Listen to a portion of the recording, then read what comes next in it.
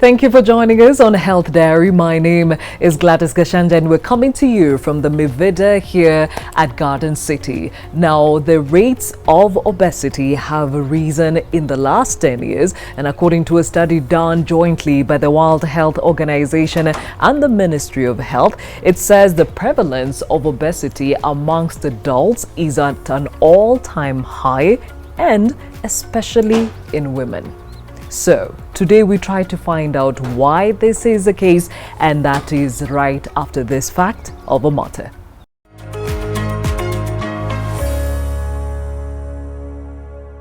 Obesity has been declared by the World Health Organization not only as an epidemic of the 21st century, but also the fastest spreading disaster of the century. Worrying estimates indicate that today about 1 in 5 Kenyans is obese. Obesity is an excessive deposit of fat in the body, and this occurs when you take in more calories than you burn through exercise and normal daily activities. It is a medical problem that increases your risk of other diseases and health problems such as heart disease, diabetes, high blood pressure, and certain cancers. My name is Malcolm Sila. I'm a professional photographer. When I discovered I was obese, well, you see, the weight came gradually, just not at once. And with the changing lifestyle, basically, most of the times you're busy working on the computer, long hours, health implications were immense. Apart from snoring, there was also the difficulty in climbing. There's one photo shoot for, I attended, and I tried to, do the gymnastics I was used to as a photographer. I want to climb up somewhere, then I want to take a vantage point with my camera, I just want to aim and take a nice shot.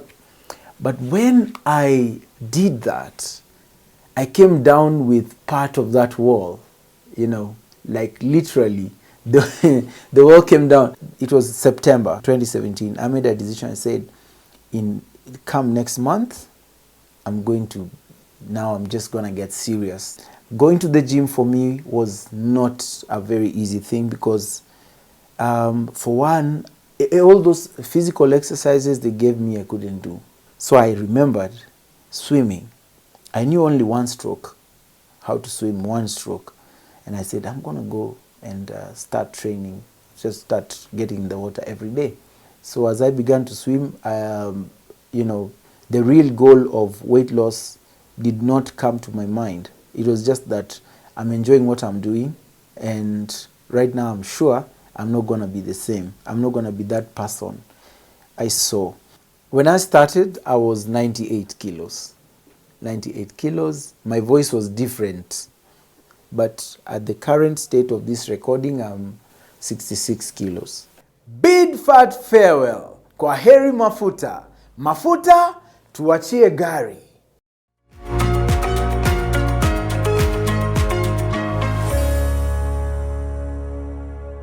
So the cases of obesity have risen in the last 10 years in the country. We try to understand why and how this can be managed in this country. And to help us do so, we have Dr. Daniel Katambo, who is a physician and who says his specialty is diabetes reversal and obesity weight management, right? Okay. And we have Naraya Atino, who is living with obesity. Thank you for joining me on this conversation. Now, I'll start off with you, Daktari.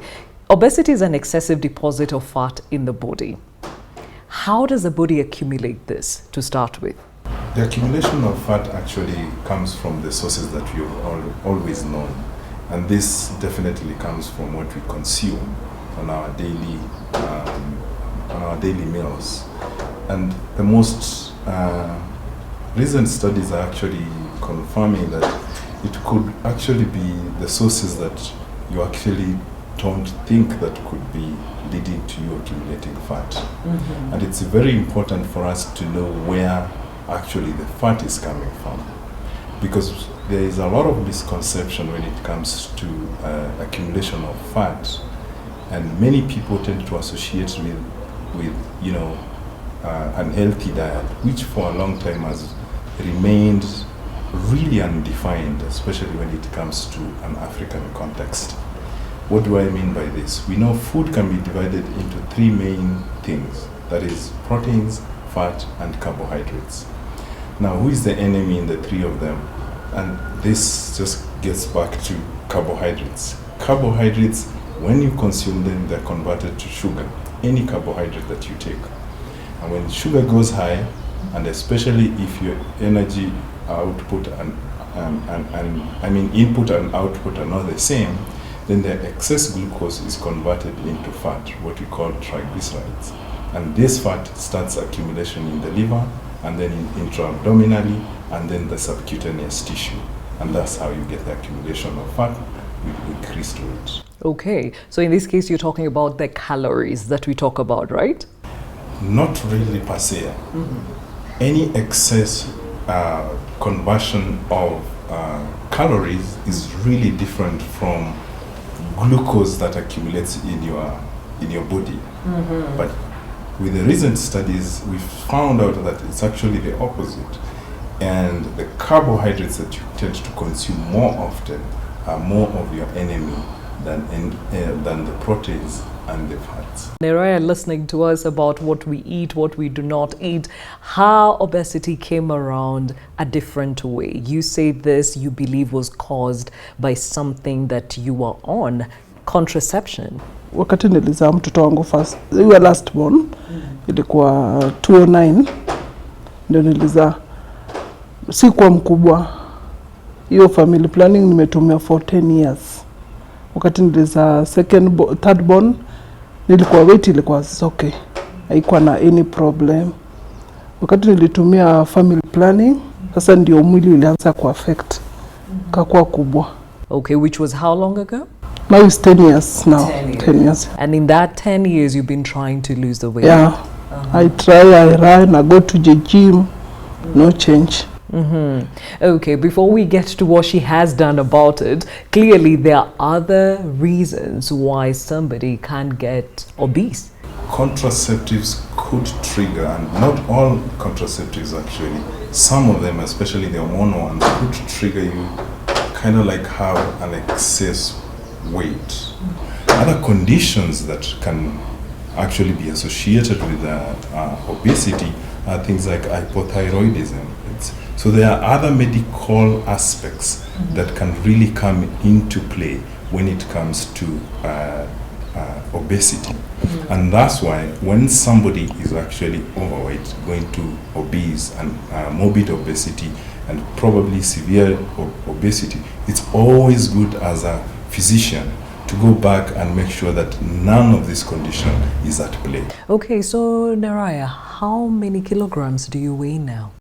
170. At what point did you realize, I'm gaining too much weight? Last year. I think nilikuwa naenda somewhere. Sasa kuwalk ili ni kwa hard kwangu. Sasa ndio nikaenda hospitali, nikauliza daktari akaniambia, you just go and check your weight first, then tuone tunaweza change diet ya kukula. But me, kukula mi si fan of food. Okay, and when you say you had difficulty in walking, what was it? Siwezi vizuri. I can't. Oh, Daktari, let's first figure out some things or clarify for us the difference between overweight and obesity. If you have a BMI of between 18 and 25, then we consider that normal. And if your BMI is between 25 and 30, that's overweight. And then when you're more than 30, then that's when we classify you as having obesity. And obesity can come in many classes. There's class 1, class 2, class 3. Just depends on how far your BMI goes from the 30. So the difference between overweight and obesity is only that you're walking towards, you move from normal to overweight and then obesity. In your family, are there people who are overweight? It's me alone. So that's why you're very convinced it must have been the contraception. Okay, tell us, Daktari, what are the risk factors somebody could probably look out for or could make you, suffer from obesity and not the next person? Genetics play a big role also when it comes to obesity. And you find occasionally, or many of the times, is you get somebody, I'm obese, my father was obese, my mom was obese, my auntie was obese, or something. Sometimes this really plays a role. And so many studies that have identified different genes here and there. However, even with that in consideration, the environmental factors really play a big role. And our mental state, just in terms of, are you anxious, are you depressed, are your work environment, things like socioeconomic factors, and especially now that I can go back to our case, being a lady by herself, you're supposed to use contraceptives.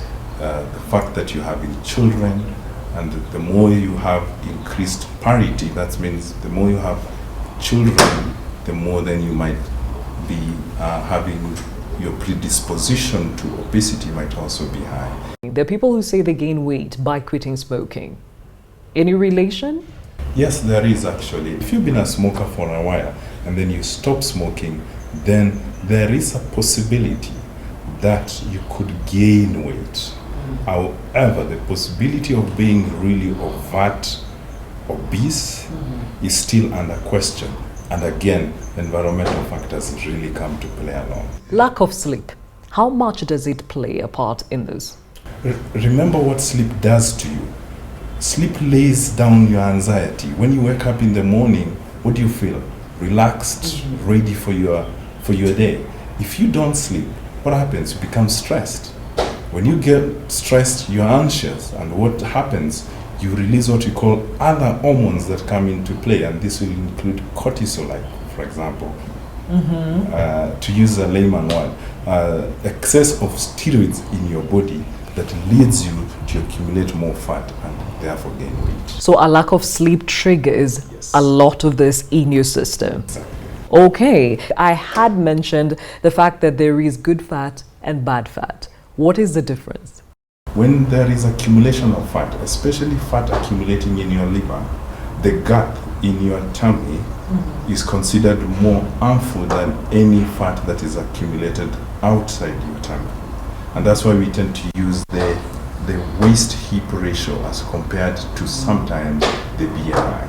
So that tends to give us a tentative good look at what either you could call the bad fat or the good fat. For Naraya, this is something you've been dealing with for a long time. You said you tried to lose the weight. It hasn't gone. You're at 170 kilograms. What have you tried to get rid of it? Try to walk. I take a lot of water and lemon, hot water.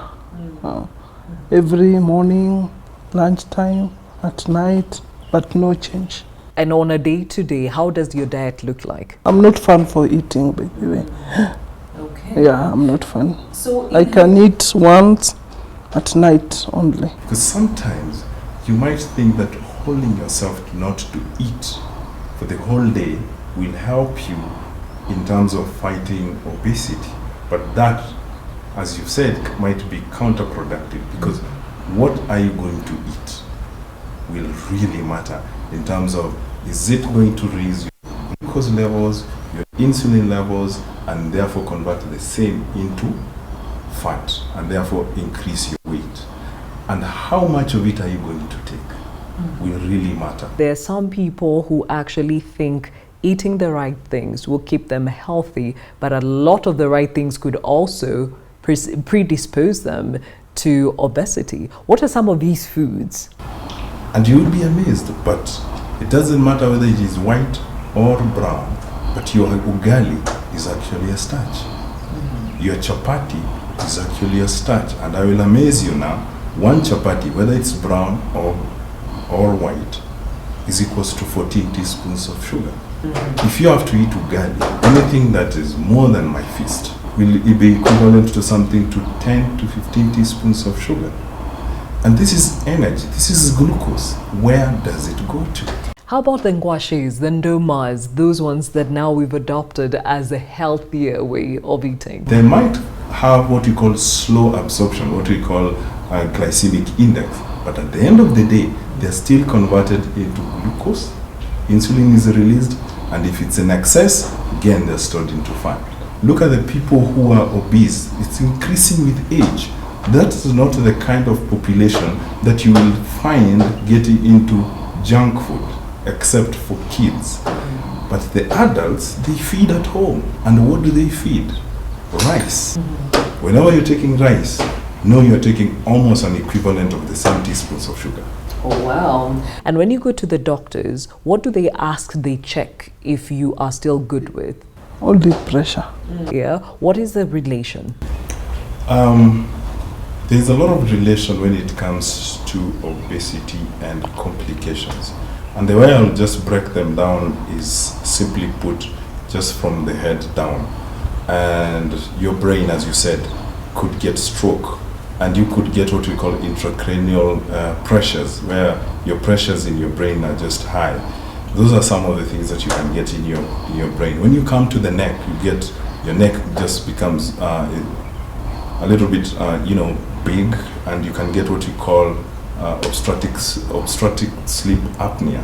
And this is a problem when you're sleeping, and you tend sometimes to cause snoring.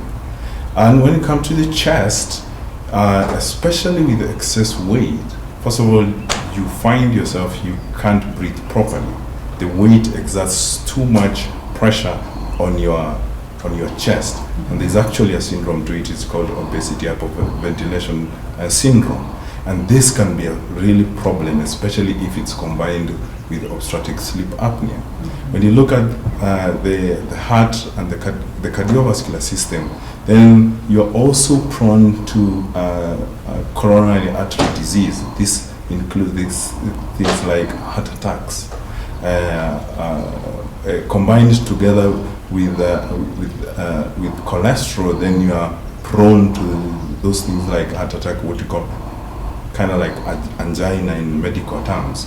You also get things like essential blood pressure. That's blood pressure goes up.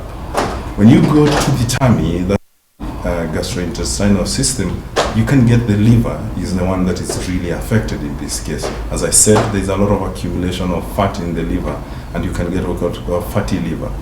When it comes to the reproductive system, then you can also get things like infertility, polycystic ovarian syndrome disease, especially when it comes to ladies. And men, this can also be associated with impotency and also lack of bearing of kids. When you come to the legs or the locomotor system, because of the pressure, you can also get osteoarthritis and also severe low back pain because of the weight. When you come to the skin, you're also prone to many infection, what we call intratrigos. And this could be bacterial, could be fungal, and you sometimes have a very bad odor.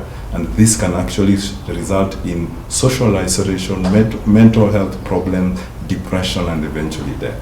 And obesity can also diminish your overall quality of life. It reduces on how much activity you can engage in. What has been your experience, Nerai? Kudress, kutembea mali watu wako. Nimekuwa kitu umekana watu wanaona you are so big, uwezi kaa hapa, wewe enda hata tukikwa ini meeting. Sasa imekuwa vitu mingi zikifanyika siendi mimi. And has that affected your self-esteem? First day nilikuwa ni affect, sasa hii I'm comfortable. Daktari, give us solutions and probably forms of treatment that can help Neraya and anyone else who's dealing with excess weight. Treatment or management of obesity, as you may have known by now, is quite complex. I want to be very honest with you. And especially when it comes to management of obesity, it's so critical for you to take as a physician or wherever is dealing with the patient to really understand what could have been the problem in that individual. Because once you understand the root cause of the problem in an individual, then you're more likely to solve the weight problem in the long run, as compared to when we have a general prescription for everyone. And these general prescriptions are out there, and you probably know them. The short-term quick fix. The crash diets. Crash diets. Yeah. Those stuff, I'm sorry to say, but they've been used so much. And unfortunately, they, yes, benefit you in the short term, but 3 months, 4 months down the line, you come back with the same weight.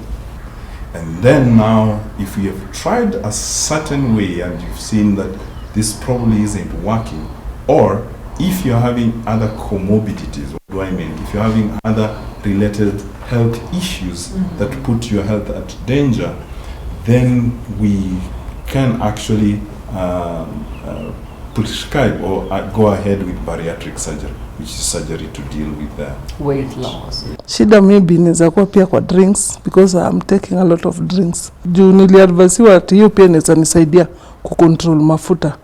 What you don't understand, any forms of sodas, juices, whether they are natural, whether they are fresh, whether you're blending them, you need to understand you're giving yourself an excess of what you might not need. So it is good to quantify those, because in as much as you're not eating, then you are getting that from the drinks. You will be shocked. Beer has a lot of sugar. So whenever you're taking that again, you need to be really careful on how much do you take. What would you like people to understand, especially those that wonder why somebody would get to such a weight? Mtu asidharau mtu mwenye ako mkubwa, amchukue tu vile yuko. Naona sio kupenda kwetu. Naona mwili imekaa mtu. What would you suggest, like a crossroad, something that people need to keep in mind to keep off the weight in the first place? Don't wait until it's too long for you to seek medical advice or you know, a guidance on management. More so, I think we as a person also need to know what is it really that triggers us to have either overweight that will lead to obesity. Because if we don't understand that, then that will be another problem, especially when it comes to self-management. Well said. Dr. Daniel Katambo, physician, thank you so much for that advice. And of course, Naraya Tino, who is living with obesity, but working hard to ensure that she loses the excess weight. And as you've heard, self-awareness, very important in fighting off obesity. And also, there are solutions to treat or even manage this condition. Time now for the health tip. So what we have today is a juice that prevents us from getting common cold. And these are the ingredients. We have some ginger, some beetroot, and some carrots. Some carrots, they're rich in vitamin A and some other minerals and antioxidants. And we come to beetroot, the source of vitamin C, manganese, folate, and some nitrates in them. And we come to some ginger. It's more of antibiotic herb. So we combine all this together and get this juice. You take this juice every morning, a glass or a shot, and you'll be able to prevent from flu or common cold. Health Bite, brought to you by National AIDS Control Council. My work generally entails designing programs with young people to make sure that we are answering to their specific needs when it comes to HIV, and making sure that we are listening to what they need from us, and we are paying attention, and that we are working with them from the design process to the implementation process to the monitoring and evaluation process to make sure that they are completely and meaningfully engaged throughout the entire process. So with regards to HIV, we look at HIV in the recent data. We can see that there's new infections among young people. They're the ones who are leading with 17,700 new infections, specifically between the ages of 15 to 24. And then you have young people still about 184,000 living with HIV, although we have had a few deaths, about 2,800. But you see, you can't lose one life. It's not, you cannot say that it's okay because we've made a significant decline in the deaths, but losing one life is also still at this point not acceptable. When we look at the factors that lead to these new infections among young people, we can talk about them in 3 sectors. We can talk about behavior issues, which are obviously drug and substance abuse, especially because the ages of 15 to 24, they have access to drugs and alcohol, and they're able to, because most of them are probably transitioning from high school into campus, so they have access to drugs and substances. We can also talk about the fact that the risk perception is also very low, especially around HIV and issues to do with their health. Yeah, and also the health-seeking behavior is also a bit. We have less and less young people wanting to go to the hospitals and seek medical services. We have structural issues as well, where you find that there's clinics that are not friendly for young people. We have issues around what we're able to put in the curriculum for young people, for them to learn about their sexual reproductive health.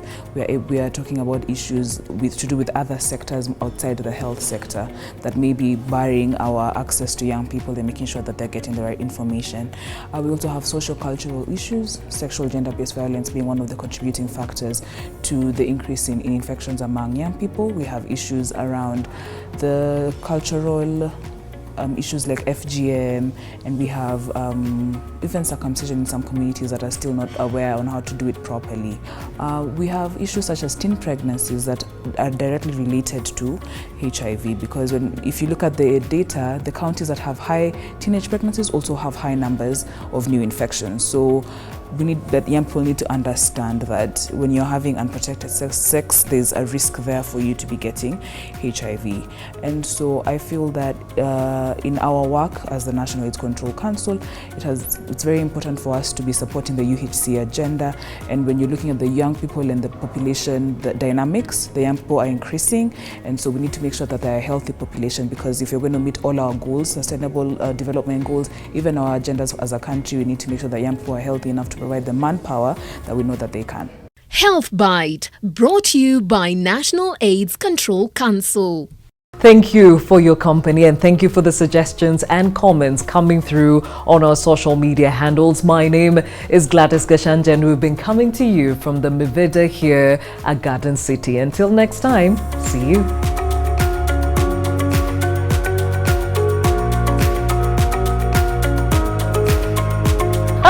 Na sasa sahi ndio anasema jameni.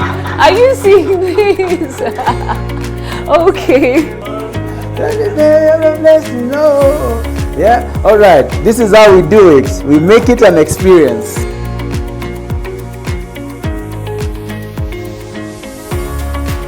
Are you seeing this? You're not? Okay. Unaiona? Kidogo?